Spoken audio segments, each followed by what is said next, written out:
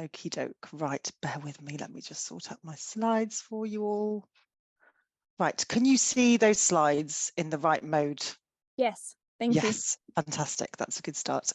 Okay, so hello everyone. Can you hear me okay as well? All good. Yeah, all good.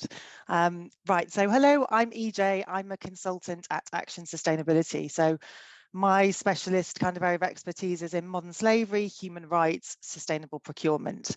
And I'm project manager for this piece of work that we're looking at the moment, which is all around developing guidance for the responsible sourcing of solar PV with a particular focus on forced labour. So more about that, of course, that's what I'm here to talk about. So Action Sustainability is leading the project. We're seen as global leaders in sustainable procurement and supply chain management. We've been specialists in this area since 2005, I think. We led the UK and Australian delegations in developing the international standards for sustainable procurement and the new British standard guidance around modern slavery in the UK as well. So these are some of the clients that we work with in their response to combating modern slavery in their own operations and their supply chain. So you can probably see a few familiar names on here. So we've got some house builders, some main contractors, but also some of the London boroughs as well, City of London, Westminster and so on. This particular project that we're working on has been funded by these organisations. So National Grid, you've got your big infrastructure clients, some SMEs, house builders, and again, we've got City of London and City of Westminster, who have been talking to us for the last 2 years around what do we do around this issue around solar panels and potential forced labour. Okay, so I'm happy. Oh, I forgot to say I'm happy for the slides to be shared as well. So, and you've got the recording, so you don't need to kind of take any notes. So I'm going to just kick off by talking a little bit about the issue and the challenge, and then I'll get on to, well, what is it we're doing and what's going to be published. So we hear about net zero all the time. You guys know that better than anyone. So climate change is clearly, it's an urgent environmental issue, understatement, I suppose. But what's often forgotten or sometimes ignored maybe is that it's not just an urgent environmental issue, but it's also a human rights issue as well. So this is where that phrase just transition comes in. I'm not sure if many of you are familiar with that, but if not, there are different definitions out there. But if you think of it as the idea of transitioning to net zero, but leaving nobody behind. So it's about thinking about the impact on people as well as the impact on the environment and the impact on the planet. Okay, so bear with me on this. So we've got this huge increase in countries and organisations committing to net zero, huge demand for renewable energy. It's not going away. Solar, quite rightly so, is one of the key solutions to mitigating climate change. Yet one of the challenges here is that the supply chains of most renewable energy systems have been associated with these negative human rights impacts, thinking about workers and the communities. I think the first time I heard about this in solar was probably about 2.5 years ago. And then there was a report published, which you can see here in broad daylight, which was published in May 2021 by Sheffield Hallam University. And this report exposed how the solar industry is particularly vulnerable to forced labour, which is, of course, a form of modern slavery. And it looks at how this is ingrained in pretty much the entire solar supply chain. So going to talk to you today about the work we're doing on this, but bearing in mind it's a particular focus on the forced labour side of things. So before we do anything else, I'm going to get you to do some work. If you've got your phone to hand, grab your phone and just go onto the internet and go to menti.com. You don't need to download any apps. I'm a bit of a technophobe. It's really simple. Just go to menti.com, or if you've got 2 screens on the go. And then once you go to menti.com, it will prompt you for a code. So just pop in that code that's there. It's 18996753. I wonder if Saeed or Catherine, you could just copy that and pop it into the chat for me, because I'm about to change screens. Is that okay? Yeah. Right, so I'm going to change my screens. It does say it's not open yet. So Yeah. right? Yeah. It's about to be opened any second. So present. Oh, you've seen the answer. That wasn't meant to happen. Okay, so there you go. It's all anonymous. We've got a fish and a bird here. That's brilliant. What's going to happen is a question is going to appear on the screen, and then I want you to respond using your phones. I'm guessing most of you will get this right because you may have just seen the answer there. So we've got 14, so a few of you still not got in, so I'll just give you another moment. So if you look in the, here we go, you go to menti.com, and then the code is 18996753. Okay, so question will appear on the screen, and then you just respond using your phone. So, and this is just to get you thinking. According to the Global Slavery Index, which was published yesterday, how many victims of modern slavery are there globally to the nearest million? Do you think 40 million, 21 million, 50 million, or 63 million? What do we think?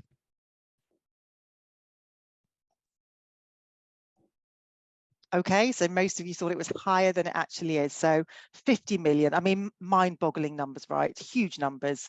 And this is only the most extreme form of exploitation. So this is where victims are trapped. They're unable to leave a situation which they were tricked or forced into. Of those 50 million, the estimates are that about 28 million of those are in forced labor. Okay, so let's have a look at the next question. What's the value of at-risk solar panel imports by G20 countries? By at risk, I mean at risk of forced labour. 14.8 billion, 12.7 billion, or 7.4 billion? Oh, it hasn't come up with a response. Sorry, I forgot to do that one as a quiz. Yes, you've got that right, 7 of you. That's great. So that's the actual response there. And other high risk areas are electronics, garments, textiles, palm oil.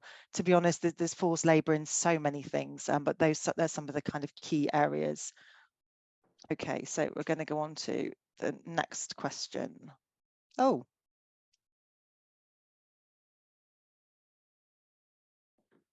Which country do you think the report In Broad Daylight focused in on forced labour and solar PV? Was it China, Vietnam, or Malaysia? I'm guessing you probably all get this right.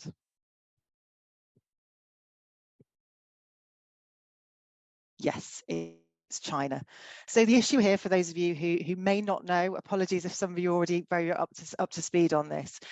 The issue that was highlighted in Broad Daylight was around the Xinjiang Uyghur Autonomous Region of China. So it's the far kind of west, where what you have is the Uyghur Muslims and Kazakhs have been placed into state-run re-education camps. They're badged as re-education camps, that's what they're called. But there are plenty of reports and allegations that these are actually forced labour camps. So very similar to the kind of concentration camps. There's allegations of forced sterilisation, there's rape, physical abuse, forced labour. And back in 2022, last year, the UN issued a report declaring the situation there as crimes against humanity. And the way it works is many businesses in the whole of that Xinjiang region of China use the forced labour camps. Sometimes they're made to use the forced labour camps by the Chinese government, but solar is one of the big risk areas. Also, interestingly, Xinjiang is one of the areas that has a lot of coal. Okay, so the key risk component in the solar PV supply chain is the polysilicon. So bearing in mind that I think it's about 95% of the world's solar PV contains polysilicon. So bearing that in mind, what percentage of polysilicon is produced in the Uyghur region of China? What do you think? Is it 22%, 45%, 81%, or 12%? What do we think?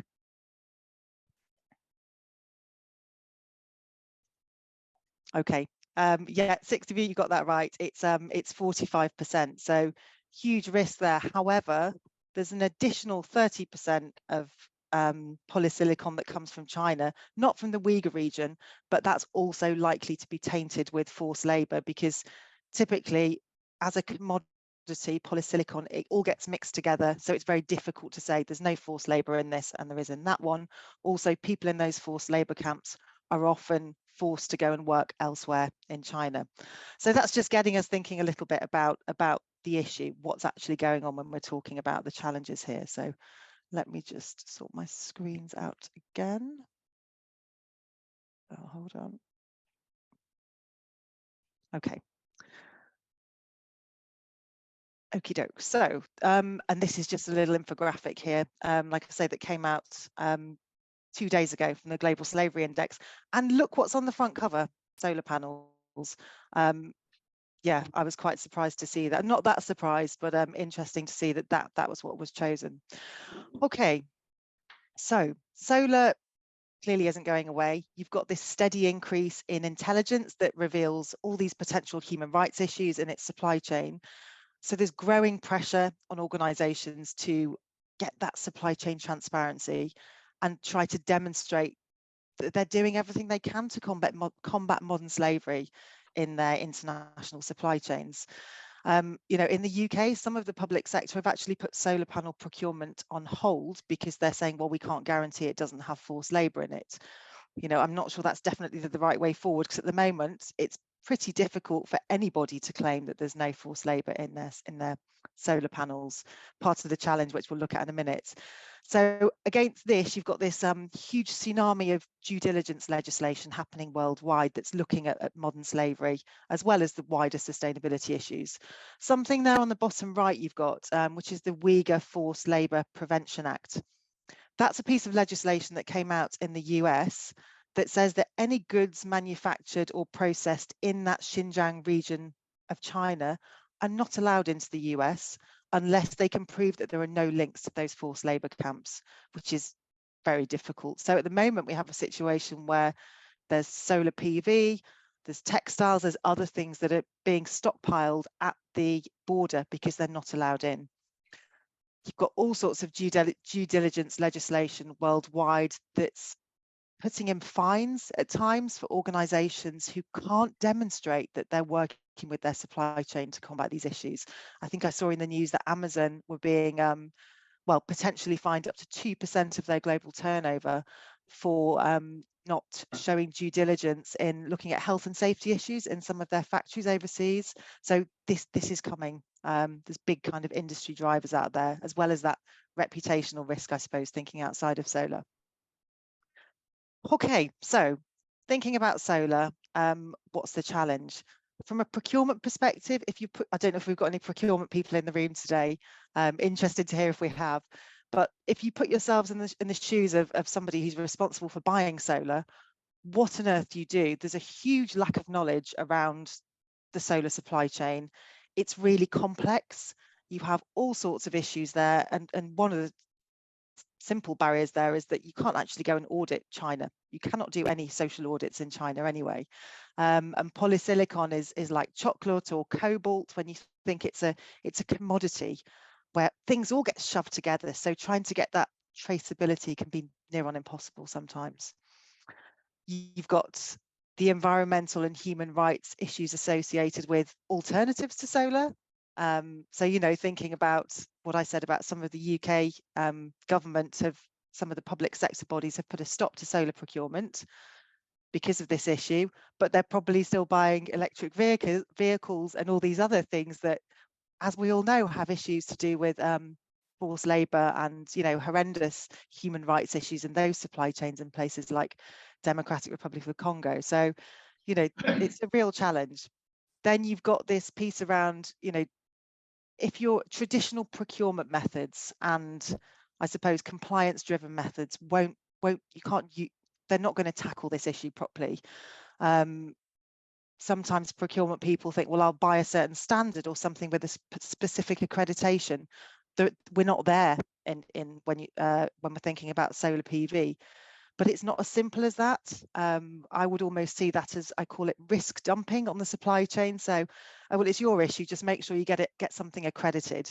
Just because something has an accreditation doesn't always mean to say you don't have to look under the bonnet and see what's going on.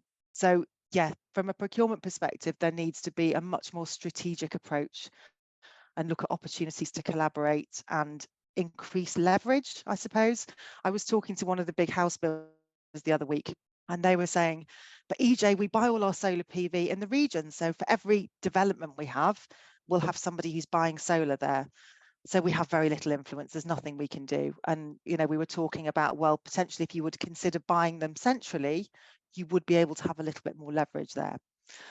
Okay, so the guidance itself. So what are we doing? So we'll be publishing, it's freely available to anyone at all, which will provide best practice procurement and supply chain advice to help tackle this due diligence and responsible sourcing of solar panels. So the guidance will be focusing, so the guidance is for anybody who's involved in or influences the procurement of solar panels. So it could be from your big solar farms right down to small installers. Different approach though will be recommended through the guidance, which I'm sure you're thinking lots of different issues there around very little leverage if you're an SME. So we'll come on to that. So it's focusing in on solar panels, but the thinking is the content and advice provided could be transferable and actually could be used to support responsible sourcing strategies for other categories of spend. So the guidance itself, it's not going to be an academic document. I'm not an academic. I like simple speak, practical things.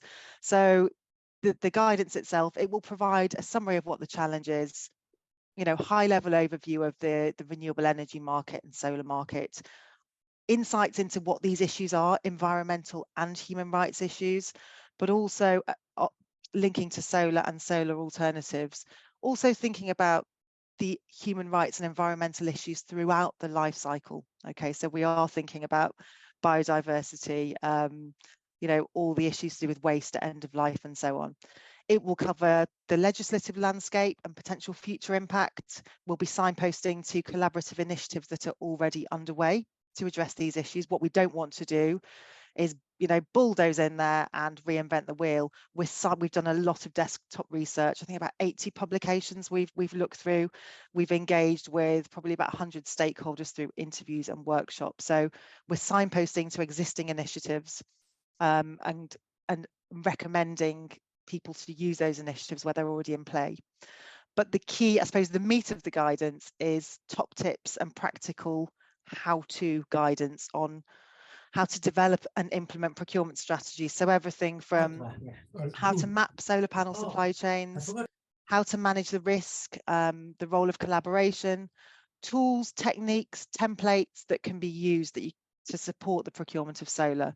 So things like, in a simple way of thinking, things like pre-qualification questions, tendering and maturity frameworks, contract inclusions, metrics, checklists for supply chain data requests. So making it as easy as possible. We're also going to be having a section that looks at how to almost procure auditors. So if you're looking to get auditors, what should you be looking for? How do you know they are a good auditor? So it's all about things like that as well. But the approach that we're using will be determined by what leverage you have. So again, thinking back, if you're a solar farm, you've got huge leverage. If you're a solar farm, you should be looking to collaborate across industry and government, engage with the supply chain to set expectations of transparency, disclosure, think about all those life cycle impacts and opportunities that where you can reduce unethical labor, looking at establishing innovation funds and so on.